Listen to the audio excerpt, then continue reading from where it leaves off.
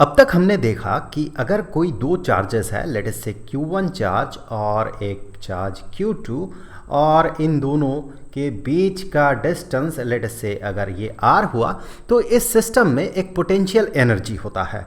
वो potential energy होता है 1/4 पाई एप्सिलॉन नॉट इनटू दोनों चार्जेस का जो मैग्नीट्यूड है, दैट मीन Q1 और Q2, इन दोनों का प्रोडक्ट डिवाइडेड बाय इन दोनों चार्जेस के बीच का जो डिस्टेंस है वो।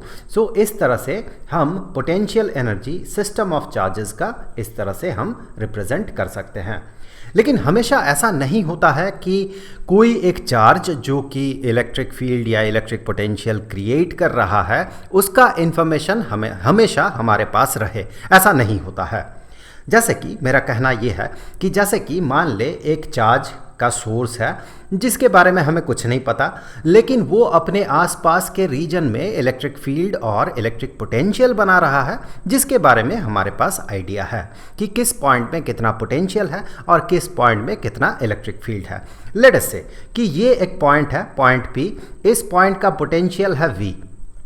तो फिर ऐसे सिचुएशन में सोर्स चार्ज के बारे में हमारे पास कोई आइडिया नहीं है, लेकिन इस पॉइंट में जो पोटेंशियल है इसके बारे में हमारे पास आइडिया है। तो ऐसे सिचुएशन में अगर इस पॉइंट में एक चार्ज को इंट्रोड्यूस किया जाए, लेट अस से कि वो जो चार्ज है वो चार्ज है Q, अगर इस पॉइंट में जहाँ पोटेंशियल V है यहाँ पर अगर हम एक चार्ज को इंट्रोड्यूस करते हैं तो इसके कारण इस चार्ज के पास या फिर कहें सिस्टम के पास कितना एनर्जी होगा वो हम कैसे पता करेंगे।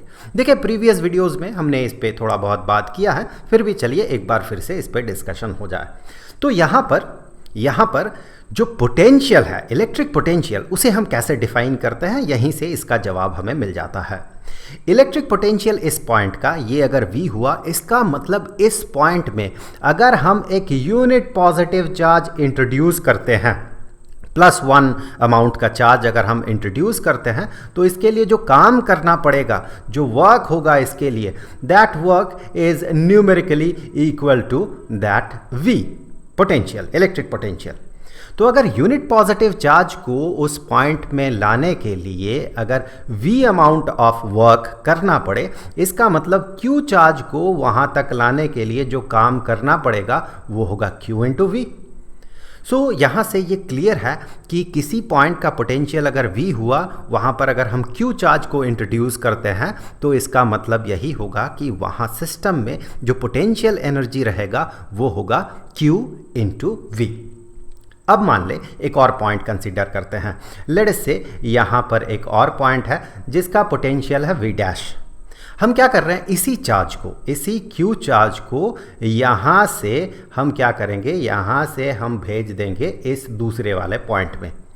सो यहाँ पर पोटेंशियल एनर्जी में कुछ चेंज होगा, या फिर कहें या तो सिस्टम काम करेगा या फिर हम काम करेंगे।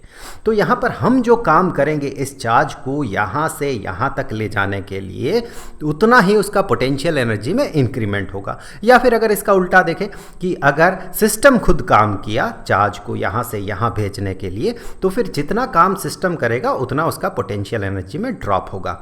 हमें ये पता करना है कि इस चार्ज को यहाँ से यहाँ तक ले जाने के लिए कितना काम करना पड़ेगा। लेट अस से हम ये मान लेते हैं कि हमें काम करना पड़ेगा, तो कितना काम करना पड़ेगा। ये तो पहला फॉर्मूला था, ओके। इसी फॉर्मूला से हम आगे बढ़ सकते हैं। जैसे कि हम मान लेते हैं कि यहाँ पर जब चार्ज है तो पोटेंशियल एनर्जी U है, और जब चार्ज को यहाँ तक भेजा गया तो पोटेंशियल एनर्जी U डैश हो गया। तो यहाँ से ये क्लियर है कि U is equal to Q into V, और ये जो U डैश होगा that is equal to Q into V dash. तो हम यहाँ पर ये Q इंटू V डैश क्यों कह रहा है, एक बार यहाँ पर देख ले। Q चार्ज अगर यहाँ पर रहेगा जहाँ का पोटेंशियल V डैश होगा, तो वहाँ एनर्जी जो होगा U dash that is equal to Q into वहाँ का पोटेंशियल। अब देखिए यहाँ पर हमें कितना काम करना पड़ा, या फिर कहें पोटेंशियल एनर्जी में कितना चेंज हुआ, that is equal to final energy, final potential energy minus initial potential energy, that mean Q V dash minus Q V। इतना पोटेंशियल एनर्जी में इंक्रीमेंट हुआ, हम कह सकते हैं इतना हमने काम किया। तो यहाँ से हम कह सकते हैं Q को अगर हम कॉमन आउट करते हैं तो Q into V dash minus V, V dash minus V को हम डेल्टा V कह सकते हैं, change in potential, change in electric potential. Final potential final potential minus initial potential, क्योंकि हमने V पोटेंशियल वाले पॉइंट से V डैश पोटेंशियल वाले पॉइंट तक Q चार्ज को भेजा, तो final potential is V dash और initial potential is V। So final potential minus initial potential is change in potential. तो ये फॉर्मूला हो गया, ये फॉर्मूला ये इंडिकेट करता है कि डेल्टा V पोटेंशियल डिफरेंस वाले रीजन में, या फिर कहें अगर दो पॉइंट्स के बीच का पोटेंशियल डिफरेंस डेल्टा V हो, तो Q चार्ज को एक पॉइंट से दूसरे पॉइंट में ले जाने के लिए हमें इतना काम करना होगा। यहाँ से आप इलेक्ट्रॉन वोल्ट नाम के एक क्वांटिटी के बारे में आप जान सकते हैं कि एक इलेक्ट्रॉन वोल्ट कितना होता है। जैसे कि एग्जाम्पल के तौर पे हम मान लेते हैं कि दो पॉइंट्स है, यहाँ पर एक पॉइंट और ये दूसरा पॉइंट, दोनों के बीच का जो पोटेंशियल डिफरेंस है, ये पोटेंशियल डिफरेंस 1 वोल्ट का है। लेट अस से ये x वोल्ट है यहाँ का पोटेंशियल, और यहाँ का पोटेंशियल x + 1 वोल्ट है। सो 1 वोल्ट का पोटेंशियल डिफरेंस हो गया। Delta V is equal to 1 volt, 1 volt का पोटेंशियल डिफरेंस है। तो एक इलेक्ट्रॉन को अगर हम एक पॉइंट से दूसरे पॉइंट में ले जाते हैं तो हमें कितना काम करना होगा, ये हम अभी देखने वाले हैं, जो कि बराबर होगा इलेक्ट्रॉन वोल्ट के, 1 इलेक्ट्रॉन वोल्ट के। क्यों? क्योंकि 1 इलेक्ट्रॉन वोल्ट को आप इस तरह से देख सकते हैं, 1 electron volt is equal to एक इलेक्ट्रॉन को 1 वोल्ट के पोटेंशियल डिफरेंस में ले जाने के लिए जितना काम करना होगा। आप इस चीज़ को ऐसे देख सकते हैं। तो फिर यहाँ एक पॉइंट से दूसरे पॉइंट पे हम इलेक्ट्रॉन को ले जाएंगे और हम देखेंगे कितना काम करना पड़ेगा। सो इलेक्ट्रॉन नेगेटिवली चार्ज होता है, तो हमें अगर इसे धकेल के ले जाना होगा, मतलब एक्सटर्नल एजेंट को अगर इसे धकेल के ले जाना होगा, तो फिर हायर पोटेंशियल से लोअर पोटेंशियल में उसे भेजना होगा। सो इलेक्ट्रॉन यहाँ से हमें उस इलेक्ट्रॉन को भेजना होगा यहाँ पर। सो एक इलेक्ट्रॉन को हमने यहाँ से भेज दिया यहाँ पर, हमें ये पता करना होगा कि यहाँ पर वर्क कितना होगा, and that work is equal to 1 electron volt. एक इलेक्ट्रॉन को 1 वोल्ट के पोटेंशियल डिफरेंस में ले जाने के लिए जो काम करना पड़ेगा। तो यहाँ पर इस फॉर्मूला को अगर हम यूज़ करते हैं तो हम क्या कहेंगे, देखिए यहाँ पर जो चेंज इन पोटेंशियल एनर्जी होगा, या फिर कहें जो हमें काम करना होगा, that is equal to delta U, जो पोटेंशियल एनर्जी में डिफरेंस होगा, that is equal to charge क्या है, एक इलेक्ट्रॉन का चार्ज नेगेटिव E हो गया elementary charge, into potential difference. यहाँ पर पोटेंशियल डिफरेंस देखिए, फाइनल पोटेंशियल जो है वो x वोल्ट में है, initial x minus x + 1 volt में है। That mean potential difference is -1 volt. तो यहाँ से अभी हम आगे बढ़ते हैं। एक इलेक्ट्रॉन में जो चार्ज होता है दैट इज एलिमेंट्री चार्ज ये होता है 1.6 × 10⁻⁻19 कूलम, और यहाँ पर 1 वोल्ट × 1 वोल्ट, नेगेटिव मल्टीप्लाई करें तो पॉजिटिव हो जाएगा, और इन दोनों को मल्टीप्लाई करें तो आपको मिलेगा 1.6 × 10⁻⁻19 कूलम इंटू वोल्ट, ये हो जाता है जूल। तो इतना जूल हमें काम करना होगा। तो यहाँ से हम कह सकते हैं कि 1 electron volt, this is equal to 1 electron volt. So 1 electron volt is equal to 1.6 × 10⁻⁻19 joule। तो अब देखिए यहाँ पर हमने जो बात किया वो ये था कि अगर एक चार्ज को हम एक पॉइंट जहाँ का पोटेंशियल V है वहाँ पर रखेंगे तो उसका एनर्जी कितना होगा, उसका एनर्जी इतना होगा। और अगर हम डेल्टा V पोटेंशियल डिफरेंस में चार्ज Q चार्ज को ले जाते हैं तो वहाँ पर पोटेंशियल एनर्जी में इंक्रीमेंट इतना होगा। अभी देखिए हम क्या करेंगे, एक ऐसे रीजन जहाँ पर कि सोर्स चार्ज के बारे में हमें पता नहीं है, लेकिन पोटेंशियल अलग अलग पॉइंट्स का हमें पता है, जैसे कि यहाँ का पोटेंशियल लेट से V है और यहाँ का पोटेंशियल V प्राइम है। चलिए V1 और V2 कर देते हैं, V1 और V2 दो पॉइंट्स का पोटेंशियल हमें पता है। हम क्या करेंगे, इस पॉइंट में एक चार्ज को ले आएंगे, इस चार्ज का मैग्नीट्यूड है Q1, और इस पॉइंट में एक दूसरे चार्ज को ले आएंगे जिसका कि मैग्नीट्यूड होगा Q2, हमें ये पता करना होगा अब सिस्टम का टोटल पोटेंशियल एनर्जी कितना होगा। तो सबसे पहले हम जब Q1 चार्ज को यहाँ पर V1 पोटेंशियल में ले आएंगे तो फिर यहाँ का जो एनर्जी होगा that potential energy is equal to Q1 V1। अब हम क्या करेंगे, दूसरे चार्ज को यहाँ पर ले आएंगे। दूसरे चार्ज को Q2 चार्ज को जब हम यहाँ पर ले आएंगे तो सबसे पहले तो इसे आप इग्नोर कीजिए, इसके प्रेजेंस को आप इग्नोर कीजिए, Q1 चार्ज का एग्जिस्टेंस को अभी आप इग्नोर कीजिए, क्योंकि Q1 चार्ज यहाँ पर आते ही यहाँ का पोटेंशियल को वो चेंज कर देगा। उस पर हम बाद में बात करेंगे, उसे हम ऑल्टरनेट तरीके से पता करेंगे। फिलहाल तो आप देखें, अगर Q1 चार्ज जब नहीं था, यहाँ पर Q1 चार्ज नहीं था, उस समय इस पॉइंट का पोटेंशियल V1 था और इस पॉइंट का पोटेंशियल V2 था। ये आप दिमाग में रखिए। फिर Q1 चार्ज आया जो कि पोटेंशियल को ऑब्वियसली चेंज करेगा। कितना चेंज किया वो हम ऑल्टरनेट तरीके से पता करेंगे, फिलहाल तो नहीं। अब देखिए, Q1 चार्ज को अभी अगर हम इग्नोर करते हैं और इस पॉइंट में Q2 चार्ज को लाने के लिए जो हमें काम करना होगा that is equal to Q2 charge को V2 पोटेंशियल में रखा गया, तो इतना काम करना होगा। अब देखिए, टोटल काम फिलहाल तो इतना निकला, लेकिन आप गौर करें, चूंकि Q1 चार्ज का प्रेजेंस यहाँ पर है तो Q2 चार्ज को यहाँ पर लाने के लिए Q1 का भी इन्फ्लुएंस यहाँ पर होगा। Q1 भी उसे इन्फ्लुएंस करेगा Q2 को और टोटल पोटेंशियल एनर्जी में कुछ चेंज लाएगा। यहाँ पर आप देखें, Q1 और Q2 जो आसपास है, इसके कारण भी इन दोनों का जो सिस्टम है उस सिस्टम में एक पोटेंशियल एनर्जी बनेगा। वो कितना होगा हमें पता है, Q1 और Q2 अगर इन दोनों के बीच का जो डिस्टेंस है, ये डिस्टेंस अगर R हुआ तो हमें पता है कि ऐसे सिचुएशन में जो पोटेंशियल एनर्जी बनता है, दो चार्जेस के बीच पोटेंशियल एनर्जी बनता है उस सिस्टम का, वो होता है 1/4 पाई एप्सिलॉन नॉट इंटू दोनों चार्जेस का मैग्नीट्यूड Q1 Q2 उनका प्रोडक्ट डिवाइडेड बाय उन दोनों के बीच का जो डिस्टेंस है वो। तो यहाँ पर ये हमें एक्सप्रेशन मिल गया, दो चार्जेस Q1 और Q2 को अगर V1 और V2 पोटेंशियल में रखा जाए तो फिर टोटल कितना पोटेंशियल एनर्जी होगा। अब हम क्या करेंगे, इस फार्मूला को यूज़ करने के लिए हम एक न्यूमेरिकल प्रॉब्लम को सॉल्व करेंगे। ये NCERT का एग्जाम्पल 2.5 है। 2.5 का सेक्शन C को हम सॉल्व करेंगे, क्योंकि A और B सेक्शन जो है वो कुछ खास नहीं है, हम सिर्फ सेक्शन C को सॉल्व करेंगे। इस क्वेश्चन में क्या कहा गया, इस क्वेश्चन में ये कहा गया, ये तो कोऑर्डिनेट्स है, कोऑर्डिनेट्स दिया गया है यहाँ पर, और ये कहा गया कि इस रीजन में एक इलेक्ट्रिक फील्ड बन रहा है। इस रीजन में जो इलेक्ट्रिक फील्ड बन रहा है उसके लिए जो एक्सप्रेशन है, इसका जो मैग्नीट्यूड है इलेक्ट्रिक फील्ड का, it is given by A divided by R squared. A divided by R squared. यहाँ पर A का वैल्यू जो है, A का वैल्यू गिवन है, A का वैल्यू है 9 इंटू 10⁵ इतना न्यूटन मीटर स्क्वायर्ड पर कूलम। A का वैल्यू ऐसे दिया गया है और ये इलेक्ट्रिक फील्ड इंटेंसिटी का मैग्नीट्यूड के लिए एक्सप्रेशन है।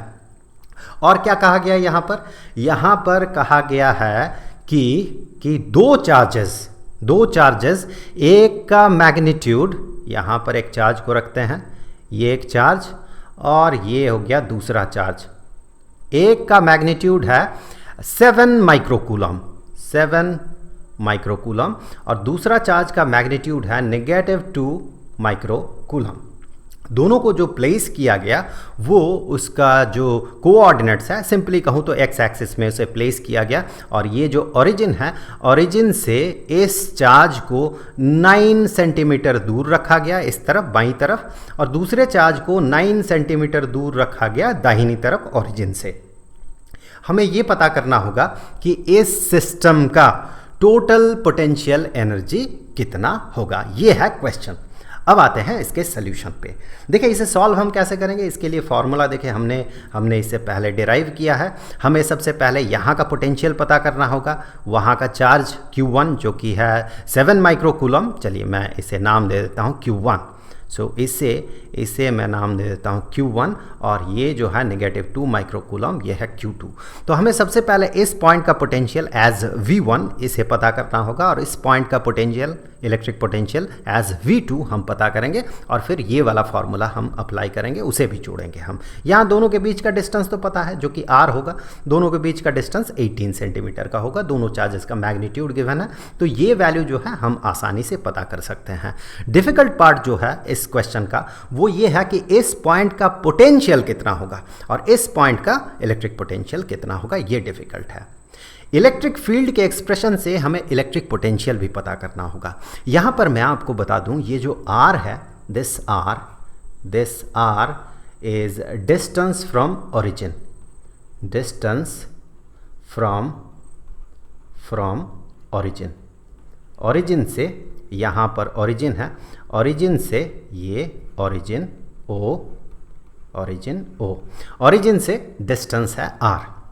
तो अगर आप यहाँ पर इलेक्ट्रिक फील्ड इंटेंसिटी का एक्सप्रेशन देखें तो आपको एक जाना पहचाना एक्सप्रेशन मिलेगा। हमें पता है कि electric field intensity due to a point charge that is equal to 1/4 pi epsilon naught into जिस चार्ज के कारण, लेट अस से Q चार्ज के कारण इलेक्ट्रिक फील्ड बन रहा है। सो Q चार्ज डिवाइडेड बाय किस पॉइंट में, जिस पॉइंट में इलेक्ट्रिक फील्ड बन रहा वो पॉइंट उस चार्ज से कितना दूर है, दैट मीन R जितना दूर है उसका स्क्वायर।